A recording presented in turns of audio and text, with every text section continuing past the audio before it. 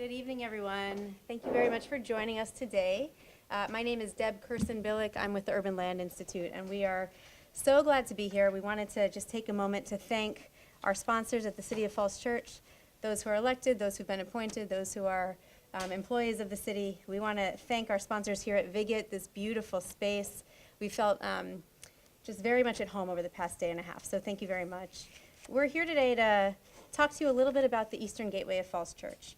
And I would be remiss to say that you're sitting in front of a bunch of very dedicated people. So those of us who have staffed this panel over the past 2 days, we're exchanging emails as late as 9:30, 11 o'clock last night, and we're exchanging texts as early as 6 o'clock this morning, just to give you a sense of the dedication and the commitment to this project ahead of us. So we really want to thank you for the opportunity, and we're excited to get started. So just a little bit about the Urban Land Institute before we move into the meat of our presentation. ULI is a mission and member-driven organization. We're a nonprofit, the mission of which is to provide leadership and best practices in the responsible use of land and in creating thriving communities worldwide. We do that in a variety of ways with a variety of programs. One of the programs is this technical assistance panel, where we bring to bear a bunch of really talented professionals who volunteered their times to address an intractable land use problem brought to us by a sponsor, in this case the City of Falls Church. Here in the metropolitan Washington region, we have over 2,200 members, so we have a real depth of knowledge. And I wanted to acknowledge that the professionals who are in front of you today sharing their recommendations have volunteered their time. And so we really are very grateful to all of our panelists for your time, for your talent. This program is not unique to ULI, or not unique to ULI Washington. It's a standard program for all of the Urban Land Institute. But here in the metropolitan Washington region, we've applied it in a lot of places. And so this map shows you just where we've been. We've done, I think, over probably 50 or 60 panels over the past several years. So since the panel's inception in 2003. They're intended to be tailored to meet your needs. So if you have something that you'd like to talk to us about and a way that we might be able to help you, please let me know afterwards. So we spent the past 2 days really getting our feet wet and rolling up our sleeves to understand some of the challenges you've brought to us. And so this just shows you a bunch of people hard at work and on a tour of the Eastern Gateway of Falls Church, including in the Eden Center. I'm curious, has anybody been inside recently? Show of hands. Besides the panel, we thought we'd maybe show some images of what it looks like. It was a real eye-opener for us, and so this is what we've been doing. This is a group of very happy people before the snow. Before we started. And I think what we'll do, I've been told to speak into the mic, but just briefly for the sake of introduction, I'm going to ask all the panelists to stand up and introduce themselves. And we'll start right here behind me with Andy Brown, who's the chair of this TAP and really provided a whole lot of leadership. So thanks, Deb. I'm Andy Brown. I run a small development firm in Bethesda. I do primarily retail and residential, and some retail to residential conversions. David Kitchens, Cooper Curry Architects. We have our office in Alexandria, Virginia. We've had a chance to do some work in Falls Church and really jumped at the chance to participate on this tab. I'm Kaushami Shah. I'm an urban designer and I will be authoring this report. And my name is Michelle Beeman-Chang. I'm the founder of MB Community. We bridge conversations between the community and real estate developers with early non-confrontational engagement. Hi, I'm Renan Snowden. I work on economic development issues in the Office of the Director at the District Department of Transportation. Hi, I'm Carl Moritz. I'm the Planning Director for the City of Alexandria. Hi, my name is Sukriti Ghosh. I'm an urban designer with Roadside and Harrow. Our office is in Alexandria, Virginia. And a few of us over the last 1.5 days were stuck in a small room.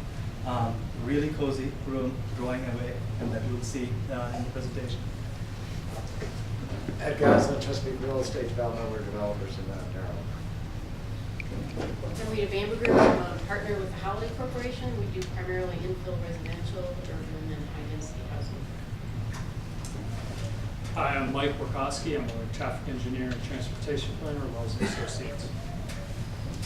Hi, I'm Elizabeth Baker. I'm an urban planner with Walsh Carucci. It's a land use law firm in Arlington, and I've been working on entitlements for developers for decades now. Before we get too far in, I think I want to thank Susan Bell for putting together a very complete briefing book, and also the staff. We met with staff yesterday. We had a tour, a mobile tour. The materials were excellent. I mean, we've all done, or numbers have done these TAP reports before with various quality of materials. This was fantastic, so thank you for your efforts.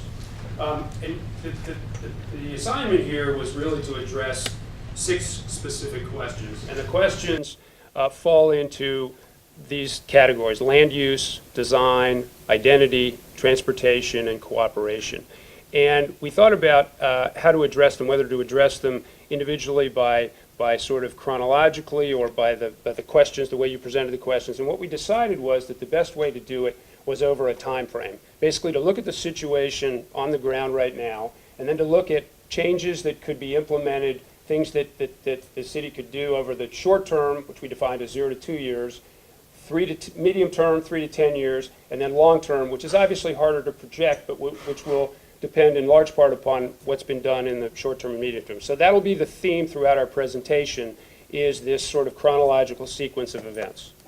And another thing that we determined as we went through is that there are a number of decisions that the city is going to make as you go along, and there aren't necessarily right or wrong answers, but the decisions will lead to different results. For example, one of our recommendations is going to be to brand this particular neighborhood, this district, and we tossed some names around, and some of the names included Eden, some of them did not. And so whether the Eden Center is emphasized in your branding exercise is a decision really for the residents and for the city to decide, not for us. But that's a point you'll need to decide on. When we begin to look at the development program, you'll see the road network that we suggest will comprise different block sizes for development, and that can be altered depending upon where you put the roads. And so larger block sizes will produce larger scale development and will attract larger development firms.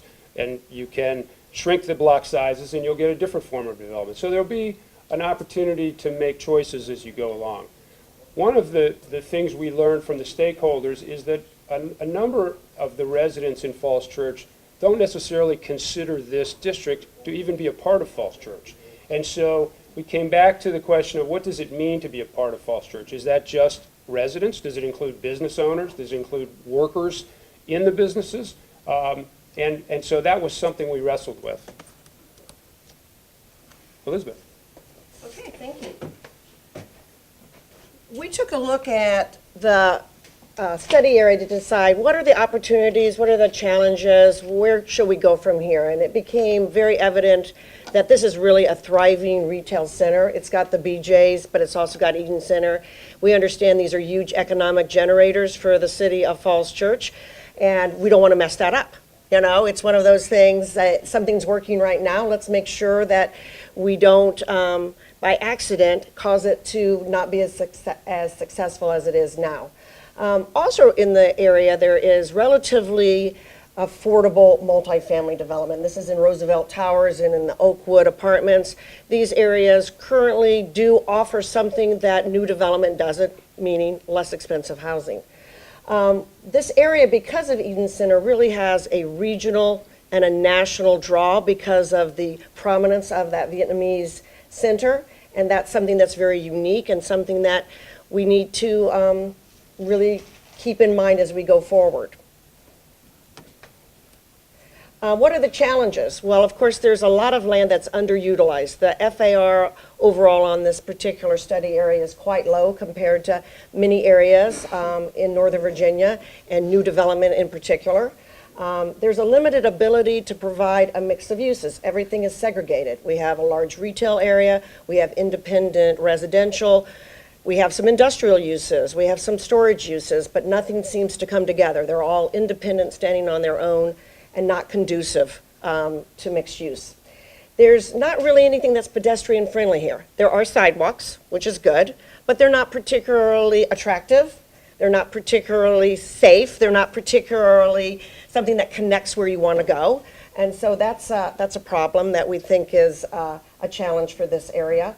There's very little open space. There is adjacent to this the Oakwood Cemetery, but that's adjacent to it. It's under private ownership. And there's very little happening in this area. What can we do to encourage that and bring that into the new plan for this area? Going along with the pedestrian friendly or lack thereof is we have the whole streetscape design. Falls Church in general, if you go down Broad Street in the downtown area, you know you're in Falls Church. You know from the brick edges of the landscape amenity panel, from the ornamental grasses, you just know, I'm in Falls Church. But when you get to this area, there's not that design or any other continuous streetscape design. It's very blah. That's my assessment there. Okay, challenges also with placemaking. This is kind of an opportunity and a challenge at the same time. Everybody who's doing new development in Northern Virginia, it's all about, let's make the place and they will come. You know, what can we do to make this a significant, exciting, vibrant area that will attract development, will attract residents, and then businesses also. So here we have a place that is really largely defined by Eden Center, and that is what makes the place right now. And the question is that what we want to continue to make the place? Or do we want to plan something else that enhances it but is not so significantly Eden Center? It's a question that the city has to answer. I mean, we definitely have our opinions, and you'll see as we go forward that we have some thoughts on that, but that's really an issue, that's a challenge and an opportunity at the same time. All right. I think Mike is going to talk now about transportation, which I didn't touch on, but we all know is challenging. So as continuing the theme of sort of the current conditions and then what those opportunities and challenges are as we move through the various phases, we looked at the current opportunities that we have, the way the current site situation is. So less than 1 mile from Metro, there are dedicated bike lanes along Roosevelt Boulevard. It's on-road bike in some sections, but it is a continuous route that does connect. The bus stops have been upgraded. There is an independent shuttle that runs from the Oakwood Apartments. The signalized intersections have crosswalks with pedestrian signal heads.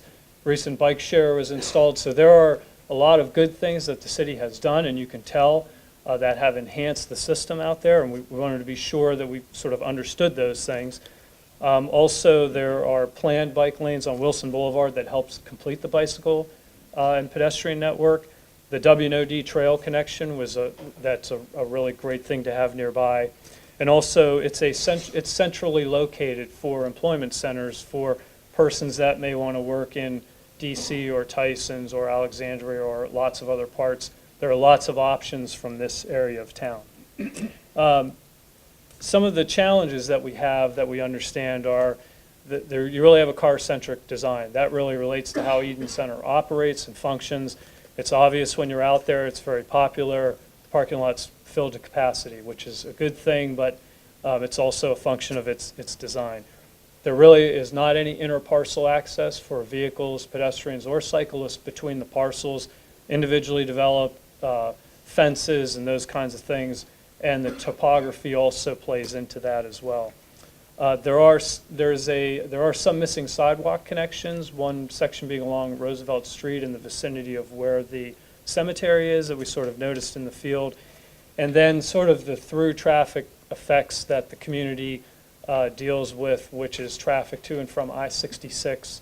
There are plenty of restrictions and such to keep traffic out of the residential neighborhoods, but it is a function of its location and just how the system continues to work. So with that, we're heading into sort of what the short-term plan is as a setting for land use and transportation. Exactly. So now we get into we talked about the opportunities, the challenges. What do we do? Okay, well, starting in the short term, these are action steps that the city can take in conjunction with the neighbors and the residents and others who have a stake in the city.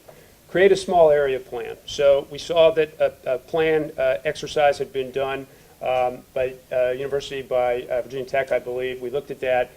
I think it needs to be a professionally run citywide effort. It would start with community outreach and involvement, seek opinions. It would set FAR and heights for the various properties within the district. It would set a grid of streets, and we're going to show you a potential grid of streets later in the exercise. But creating the small area plan that becomes codified and part of the legislation that developers can look at and understand kind of what the rules are, we think is really a first step. I talked about branding earlier. This district wants to have a name. It wants to have an identity. And again, its emphasis could be on the Eden Center, it could be on its geography, the Eastern Gateway, it could be some other feature, but it needs to be identified and have a brand. And the brand can be emphasized through identity signage, through lamppost hangings. It can have wayfinding within the community. It can potentially get put on the water tower, which we'll talk about in a minute. But giving this particular district its own identity, we feel was important. We think it's very important to get the outlying parcels on Wilson Boulevard, the 3 or 4 parcels that run from Wilson Boulevard to Broad Street that are in Fairfax County. We understand overtures have been made by the Fairfax supervisor. Bringing those into Falls Church is, we think, very important because they're prominent parcels. And we understood that the quid pro quo for that was potentially raising the height of the water tower. As Elizabeth says, everybody needs water, so maybe that's not a bad trade-off. We understand there are challenges with that, but getting control of those parcels within the city is important. We thought that exploring a business improvement district for this particular district would be a good thing. We know that the Oakwood Apartments run a circulator bus or a series of buses to the metro and maybe to other places, but the advantage to the bid is that cost can be shared amongst numerous property owners, and the bus can make various stops, go to the metro, go to the transit center over at the towards the Saul Center, but funded by multiple property owners instead of just one. The bid could also be programming events. There's an opportunity to have a temporary event space in a portion of the Eden Center parking lot or other locations that are identified in the district. And bids typically do put on events. Bids in other situations provide for maintenance, safety, security, downtown bids. So the bid can be large, can be small, can have a lot of responsibilities or a few, but we think that's a good way to unify the district.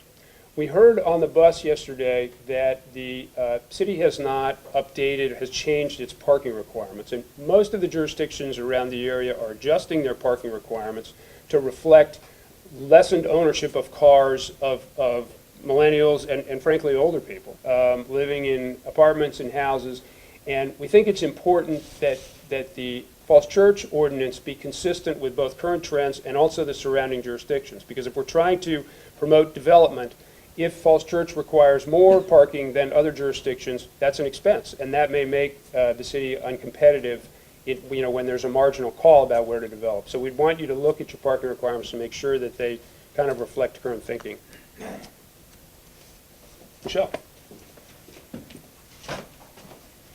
So I don't have to tell anyone here that Falls Church City is a really special place. It's really walkable, there's a sense of community, and I don't have to tell you that there's a real place in Eden Center. But what we're doing here is looking at how you knit together these two identities. And doing that is going to require some outreach to the Vietnamese community that's very active in a section of Falls Church City that is often not recognized as being part of Falls Church City. So we want to talk about knitting together, again, multicultural stakeholders. This engagement effort is really going to take some additional effort, speaking to the tenants, speaking to the visitors, asking them questions about why they might visit Eden Center, but maybe why they aren't visiting Falls Church City, or why they are.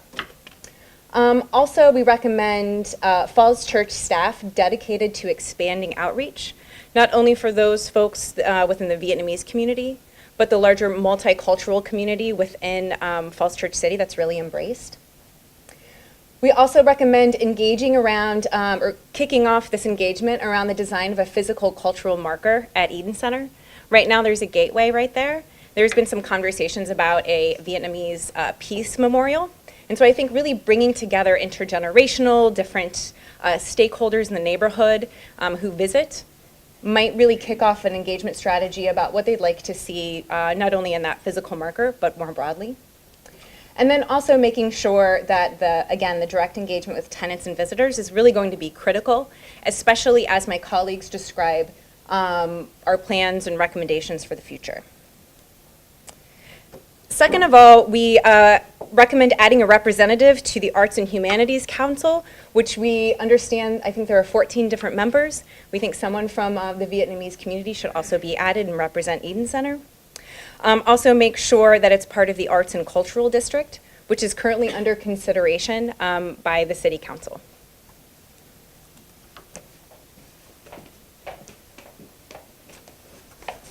Thanks, Michelle. One of the challenges we had with this TAP is we weren't able to meet with tenants at the Eden Center or regular customers at the Eden Center. So some of the next slides are hopes that in the future, ways to sort of bridge the Falls Church community. We heard a lot of feedback that there was a strong sort of brand for the Eden Center and a strong brand for Falls Church. But thinking about ways to sort of combine those two identities into a really fulsome Falls Church identity. So some of this work may already be in progress, but if it is, I hope it gets built upon to really identify what is so special about the Eden Center and make sure everybody in Falls Church is aware of it. Opportunities to co-sponsor Lunar New Year celebrations, to bring both people who don't usually frequent the Eden Center into the Eden Center by having sort of pop-up tenting opportunities from the city to talk about all the resources and offering throughout the city to make sure that people who visit the Eden Center are aware of all that the city has to offer. And then also making sure that business tenants within the Eden Center have opportunities to participate in farmers markets and city festivals that happen in other parts of Falls Church, and to really promote Vietnamese artists throughout the city, not just located adjacent or within the Eden Center, and to really start a dialogue. And in many communities across the country, I think history, arts, and culture are a great way to do that. And if the city is able to seed these programs in the short term, these are programs and events that could later be managed by the bid. Another area we wanted to suggest to really bring together that sort of fulsome Falls Church identity is through wayfinding and an enhanced heritage trail. We saw the banners, of course, coming into town with the Little City brand that's very strong throughout the city. Having wayfinding that's either on street poles or that's a photo up top from Philadelphia, pointing to those markers. What does Falls Church value as cultural destinations, commercial destinations, historic landmarks, really involving the community in this conversation about where do we direct visitors, either on foot or in their cars. And also heritage trails to really identify the communities that make up Falls Church, that do make Falls Church so vibrant and diverse and special. Down here is a picture from Mount Pleasant, which is where I live in the district, which is a cultural heritage marker that has photos of some of the Latino history that's happened in Mount Pleasant over the years, walking tour that's taking place, so residents of the neighborhood and those from outside of the neighborhood can learn more about that history. As neighborhoods and cities change over time due to development, one of the key ways to keep that community knit together is by acknowledging that history and really bringing everybody to the table to make sure everyone's history is represented. So in the medium term, we're looking at as the 3 to 10 year time frame. We favor redevelopment of some of the parcels along Wilson Boulevard, extending north possibly to include Roosevelt Towers. This would include the 2 gas stations down there, the adjacent strip retail, and possibly the self-storage facility and the auto body facility. We think that if the sites front on Wilson, that they would be mixed use and would include retail or possibly a hotel. If they don't front on Wilson Boulevard, then our thoughts are that redevelopment would be primarily residential, but that residential could be comprised of different types. It could be just straight multifamily rental, it could be seniors housing, or it could be affordable housing.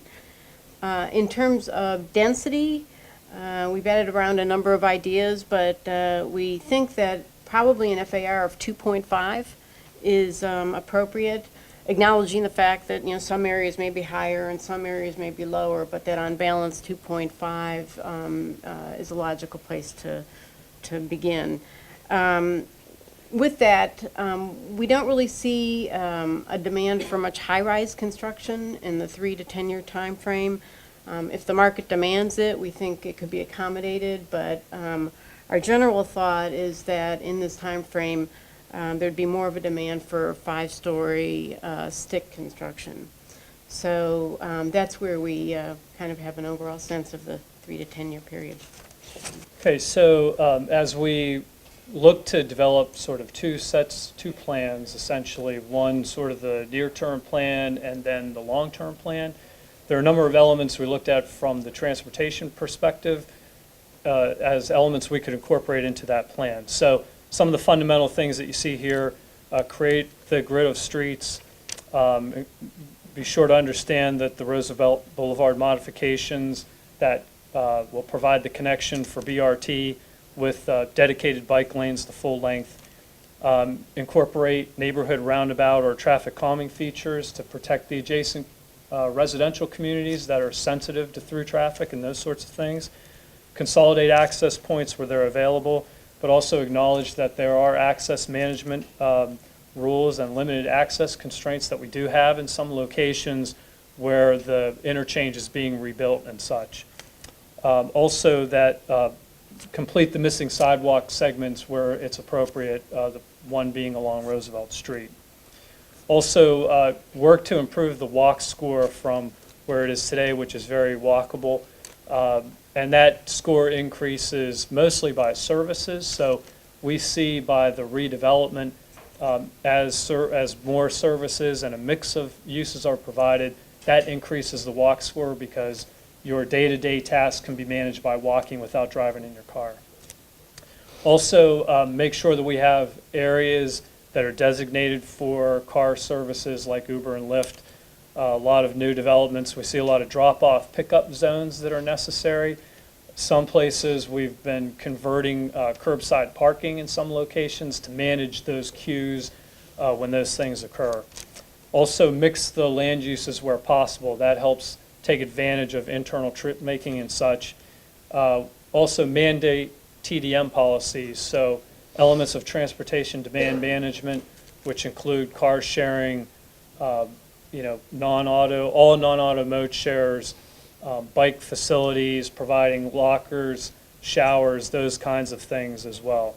As Andy touched on earlier, right-size the parking ratios, and then provide a process to reduce parking where it's appropriate and allow the market to sort of decide what that parking needs to be.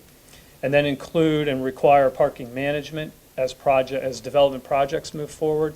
This helps ensure that you do meet those TDM goals and trip reduction goals that really help allow more dense development without the traffic impacts. So another portion of the assignment was to really look at the metro connections. So the things we have sort of thought about are enhancing that first mile, last mile connection through a coordinated shuttle service. If this were a location where there was no service, then I think we would say, well, we have to figure out some way to do that. Here we already have the Oakwood Apartments doing it. I think it's coordinating those together.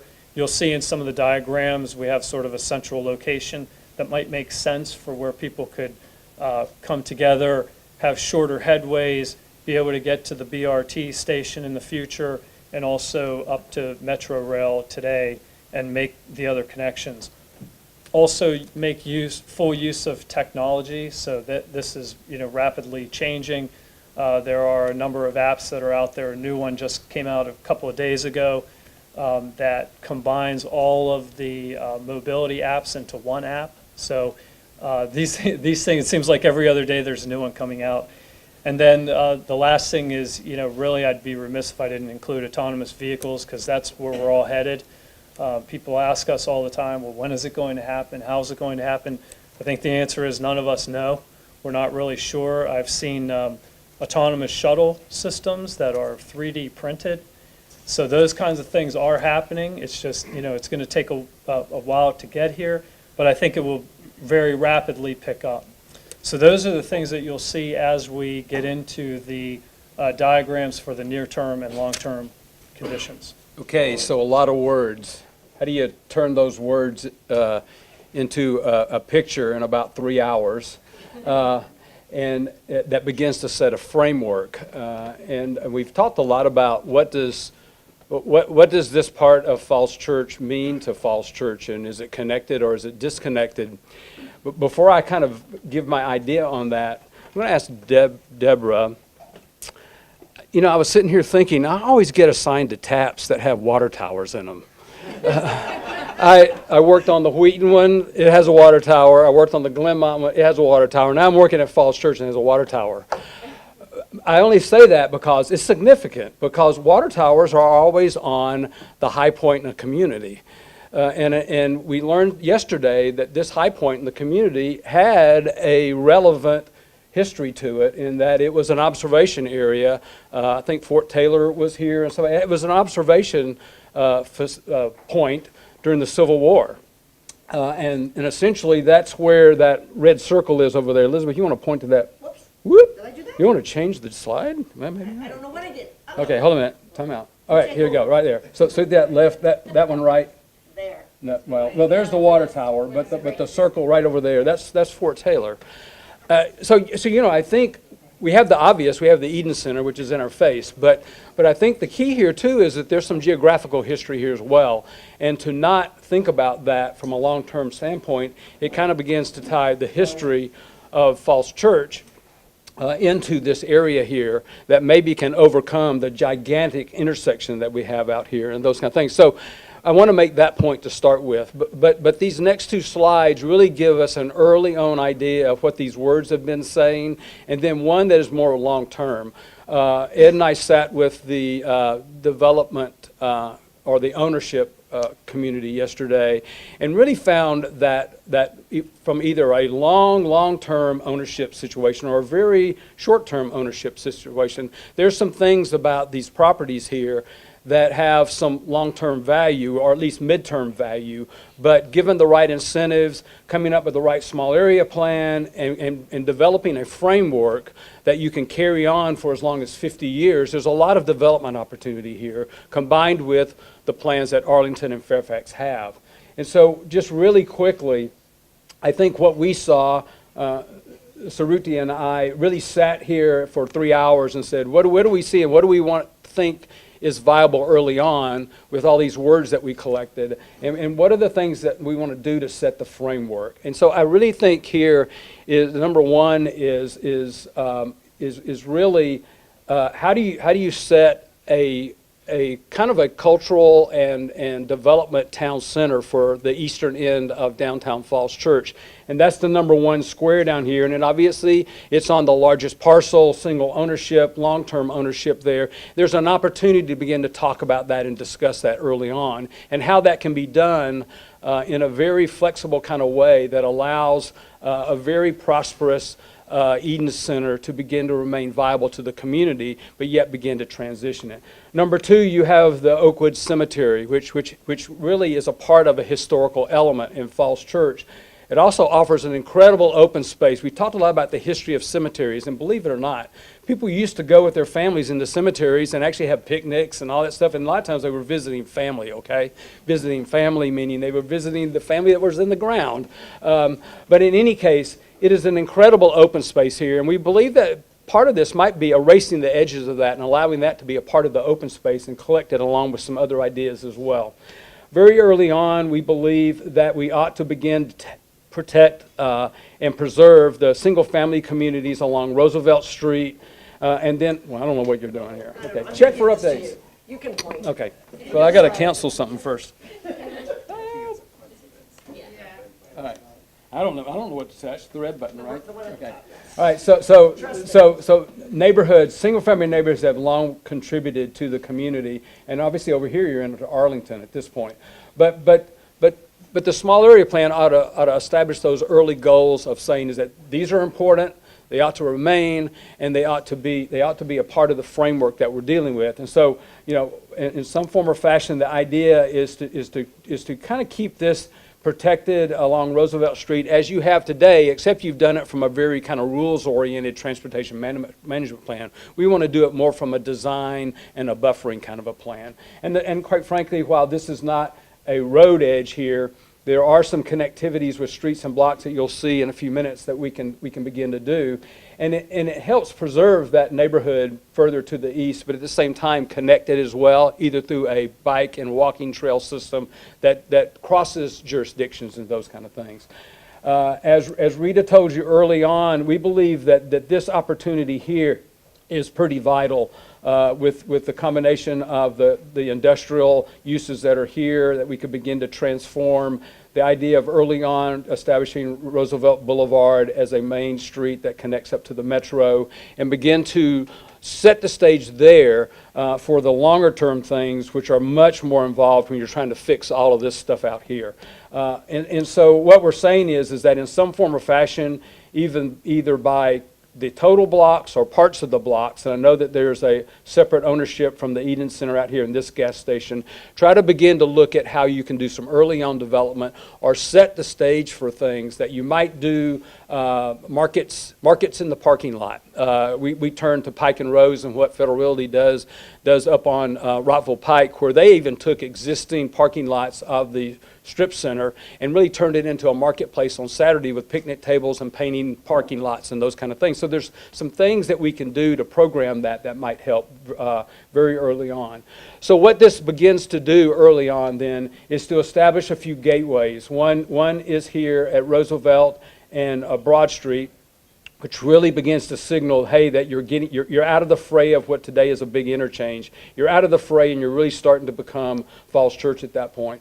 The other one here basically is at the city line where you've got Roosevelt Boulevard and Falls Church beginning. We believe that that's a station point where early monuments can take place. And then right out here at Wilson and Roosevelt Boulevard as well. So these were the early ideas to kind of begin to think about. Once you get the small area plan in place, you can set some very early fundamental rudimentary kind of things and goals here that allow the existing property owners to use their centers, to enhance their centers, not necessarily tear anything down or whatever, but can begin to set up a connective framework. The other final one that we looked at is that while today you probably can't put a street in here, you could begin to establish, excuse me, a pedestrian access kind of thing along the cemetery, and if in fact some of the infrastructure of the Eden Center with its interior malls and stuff like that could be refurbished or whatever, there may be a connected kind of environment there that you could work on also and do that.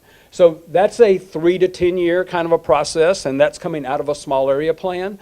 We think that that's a very early kind of framework that we could begin to do that kind of sets a pattern for future work.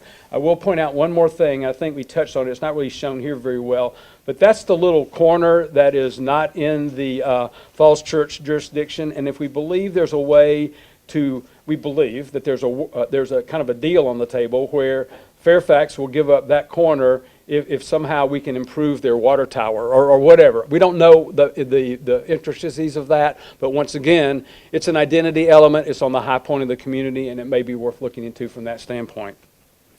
Then what is it? How do we go from there, I guess is what we're saying, is what is 11 to 30 years? Remember, you're talking about going all the way out to 2050. I hope to be around then, but I kind of doubt I will be. So here's what it is. Here's what it looks like. We take those initial framework plans. I rode around in my car at about 6:30 this morning in the snow, taking pictures all around here, looking at topography and all this kind of thing. And Saruti came in with this beautiful diagram and a SketchUp model that he had already started. So I don't know if he even got any sleep last night. But anyway, the idea here is that you begin to set up this framework plan, which includes, the Eden's property, the property that is owned by Insight over here. There's a condo facility here that we believe ought to stay, but this could be repurposed and turned into another dense kind of a mixed-use residential dominant development. And so then you just begin to have streets and blocks that we believe are implementable in size, that you can develop to a variety of densities, uses, and those kind of things. And the goal is to build as much flexibility in here as possible. Even the Coons blocks could turn into, in the future, very dense, high-rise, even office development or something like that. But those are long-term stays, and those may be towards the end of the success from that standpoint. At that point, what you're doing is, by bringing bringing the cemetery into play. You're taking some of the weird geometries of property ownership and collecting those and making those kind of little out parks that could take place in certain areas. And then once again, this begins to show here's how we begin to clean up this intersection here. And so all of a sudden, you then have the big gateway, which could include artwork there and another kind of a gateway element there. You've got the three elements that we established in the early phases, and then you have some sub ones as well that might work as you begin to develop and kind of get to the fringe of this stuff. So ultimately, if you were to look at this with about a 2.5 FAR, you have a lot of density to work with here that could become the Eastern Gateway and even a more prominent and productive contributor economically to the city. So I'm going to turn it over to Ed now. He's going to talk more about uses. So yesterday, fortunately, we were able to meet with some of the property owners here, and then talking to them, both short and long-term views they had. If the proper incentives that we talked about, the proper planning, the proper policies are in place, and as the market changes and maybe their business models change, that they foresee something like that, which is consistent with the Falls Church leadership. What we have here is in yellow, we have residential primarily. And that could be affordable workforce, senior living, and straight market rate. In addition, in the orange, that's more mixed-use development. That's typically would be residential above with supporting commercial below, maybe retail or medical use, whatever. And then we heard the need for some hospitality, and that's in purple there. And then to create some, maintain some of the cultural identity in the middle there, the blue close to where the market area is, you could do some type of facility there. We don't think that there's going to be a lot of long-term demand of office, but you never know. But as David said, you want to create as much flexibility into a plan to meet those future needs. You think about it, Planet Fitness is there. It was 30, 40 years ago, it was Sims. Who would have thought? So we believe this plan, again, provides long-term incentives for the property owners, meets the vision of the city as well. And the way this would work, we were talking about the density. What you would do is you'd want to try to mimic somewhat the height of the seven corner area plan along Wilson Boulevard, so it would be higher along here. I think we were talking maybe up to 120 feet or so, scaling back as you go along here. But overall, you'd have about a 2.5 FAR, maybe a little more in the front and a little less in back. Back to you. Okay. This is an interesting quote. Everyone protects their western border and builds on their eastern border around here. Who said that? Me. I said that. Because if you look at Arlington and, Roslyn being the highest density, and as you go west, it gets less dense. Of course, the metro stations are always a little different. If you look at Fairfax County, things in the east were traditionally the biggest and the brightest, and as you went west, you got single-family detached large lots. If you go to Loudoun now, on the eastern boundary, it is more dense than on the western, where they're very protective of what's going on. That's just kind of, it happens. Everything that's closer to DC gets the highest density in a jurisdiction, and then it gets down.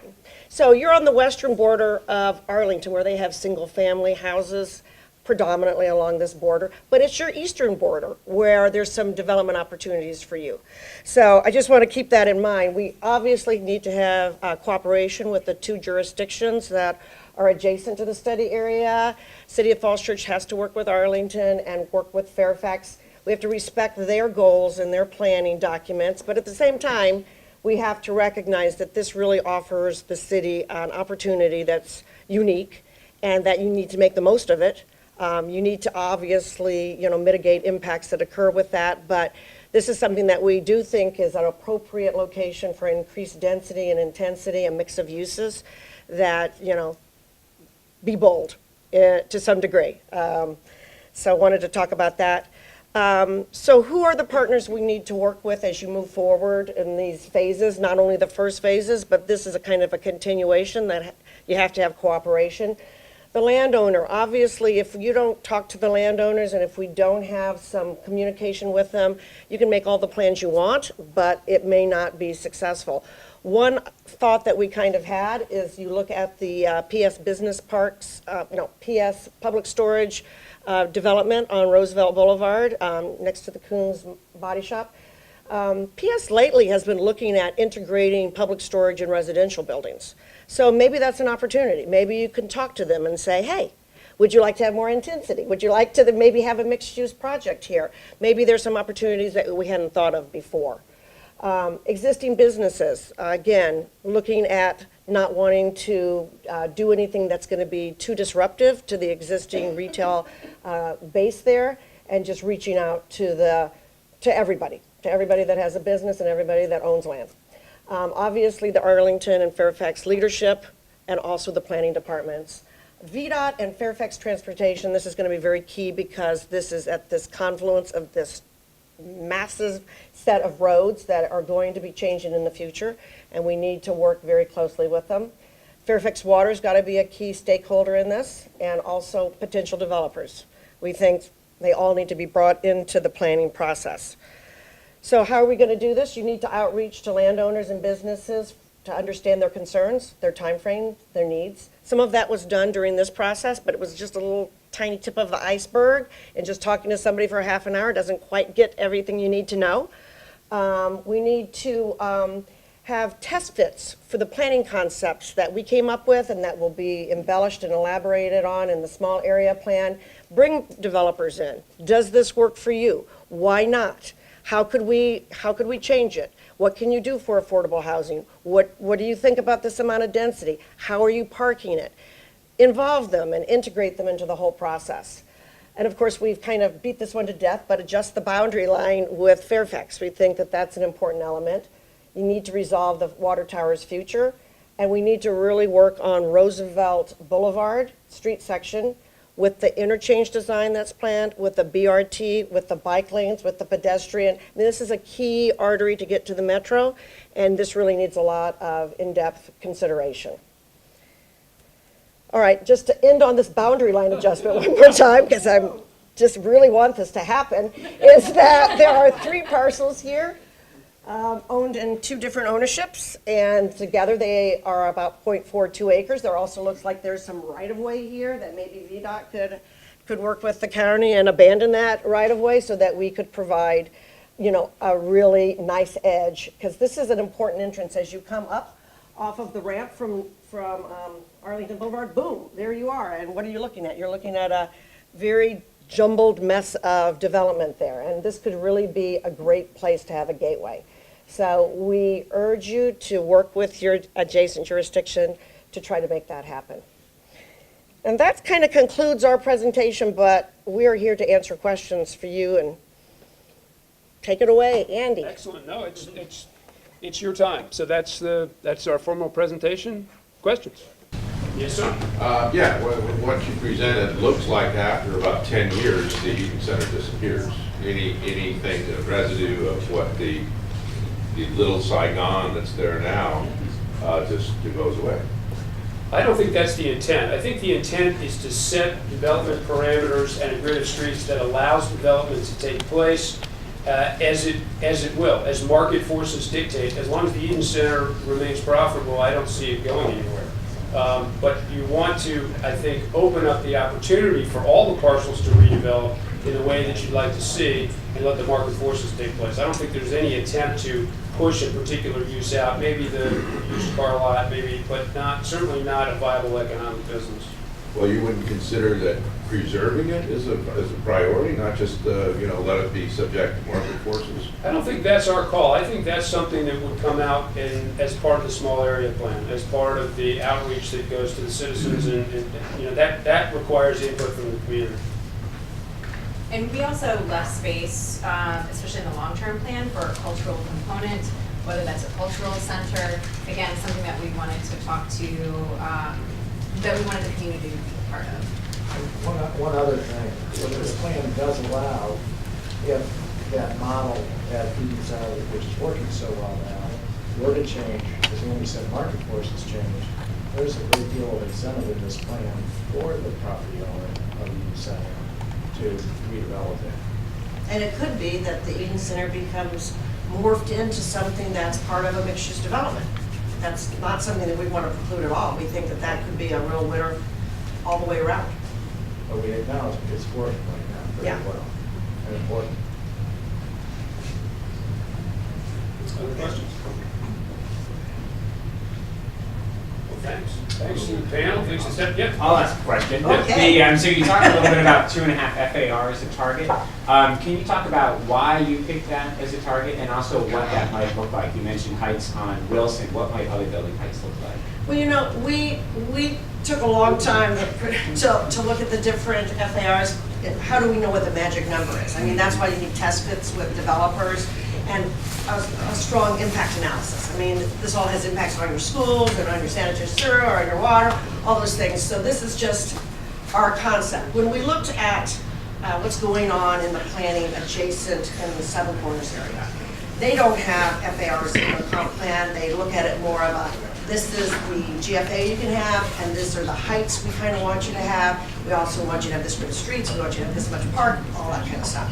But if you do take their gross floor area at a sided to the land areas, you get, the highest they have is a 2.5, and that's at the shopping center itself, BF Saul Shopping Center. When you get north of that, in the area, that's the Wilston Center along Wilson Boulevard, that is at a 1.65. So it was kind of interesting to look at that. We also thought that your development here downtown, I think you told us was about 3, sometimes a little bit more, sometimes a little bit less. Do I have that right? Yep. So we thought that that scale was generally pretty good, and so we were trying to also, you know, make sure that that was representative of what the city might consider the right scale. Now, it could be taller, you know, it just depends. It depends. Yeah. Obviously, we think high-rise development is a little further down in the timeline than other types of development, but we don't want to preclude that. It could be wonderful, you know. And 2.5 is overall. Yeah. But a 3 in aggregate resulted in just a total amount of development that we didn't think was feasible. Yeah. I know one of our other small area plans down in South Washington explored how can you get an indoor recreation space. It sounds like with the 2.5 FAR, there's actually room to get a little bit taller. You can move things around on the site. That indoor recreation might be something you could actually fit in. Mm-hmm. And you're talking about as a public civic opportunity? Yeah, okay, absolutely. Yeah, I mean, I think that, you know, we kind of reserved a central component of that. It could be cultural, it could be recreational, it could be, or you could have it in multiple facilities too. Or it could be one of the first floor uses in a building that is, you know, dedicated for public use. Yes. Unfortunately, I have to go to another event, but I wanted to say thank you to all the panel. This is great stuff. Susan Bell and the planning staff for working this. COG and ULI for hanging on to this tap for 3 years, waiting for the right time. And to Viget for a glorious space to work in. This is really special, and it's exciting to see these ideas that you all have put forward in 2 days. So again, many thanks for, I think, an outstanding job. Thank you. Yeah. I appreciate a couple things. One, that you have a buffer around the single-family home residential there. I think that's really important because those homes aren't going to go anywhere. One of the things I do in my other life is that I do bus tours around the city for new teachers and students, and every time I come around Eden Center and then we get to Fort Taylor and I tell people the story of the balloon ascension, everyone on the bus, no matter how long they look, just gasps and goes, that actually happened here? So I think that's really important, and I'm glad that you included that in there as an element, because I just think that history of what happened on this land, and again, whatever happens with Eden Center, I think it's important to maintain that through the years. We weren't just plopped down here in 2030 without any history before us, but that all that is really important. So we appreciate that. Great. Thank you. Thanks to the panel. Thanks for getting here in the snow. And staff, it was great.